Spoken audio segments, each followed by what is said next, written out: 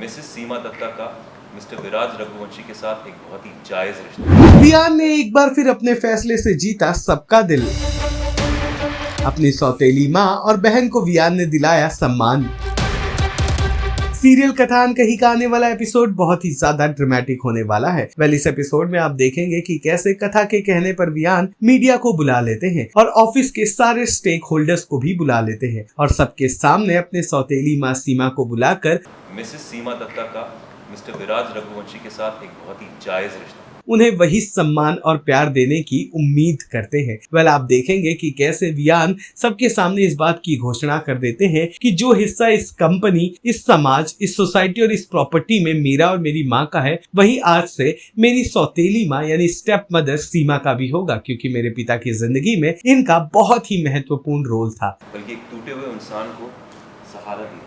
इतना ही नहीं, दूर खड़ी अपने ऑफिस एम्प्लॉइज के साथ अपनी सौतेली बहन वान्या को भी वो वही प्यार और सम्मान दिलाने की बात करते हैं, जिससे एक बार फिर वो सबका दिल जीत लेते हैं और माओ का प्यार भी पा लेते हैं।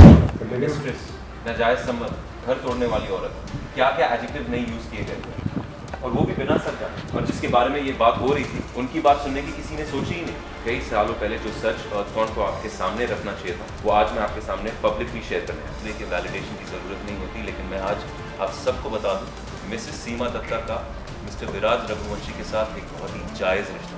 उन्होंने किसी का घर नहीं तोड़ा, बल्कि एक टूटे हुए इंसान को सहारा दी, उसे जोड़ दिया और उनके सच्चे प्यार का एक पक्का सबूत।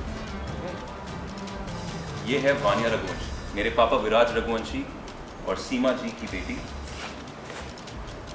और मेरी बहन। ये है मेरे पापा की फैमिली, मेरी फैमिली, रघुवंशी फैमिली। काफी खुश लग रही हैं, क्या वजह है? तो वियान को पता चल गया है कि उनकी जो वान्या है वो उनकी स्टेप सिस्टर है और उन्होंने उनसे सिर्फ एक ही चीज़ मांगी कि आप मेरी मॉम को वो रिस्पेक्ट दिलाइए सोसाइटी में, जो सालों पहले सोसाइटी में न्यूज़ में बोला गया था कि वो एक घर तोड़ने वाली औरत है। तो शी आस्क्ड वियान कि आप उन्हें रिस्पेक्ट दिलाइए, that's the only thing I want from you. So वही हम शूट कर रहे हैं एंड जो वियान है वो he calls for a press conference और वो पब्लिकली मीडिया को बताते हैं जो भी उनके फादर के बारे में।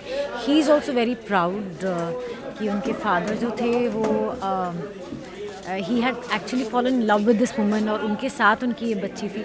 सो एक बहुत ही डिफरेंट पर्सपेक्टिव वियान को समझ में आया about his father. So that's the scene.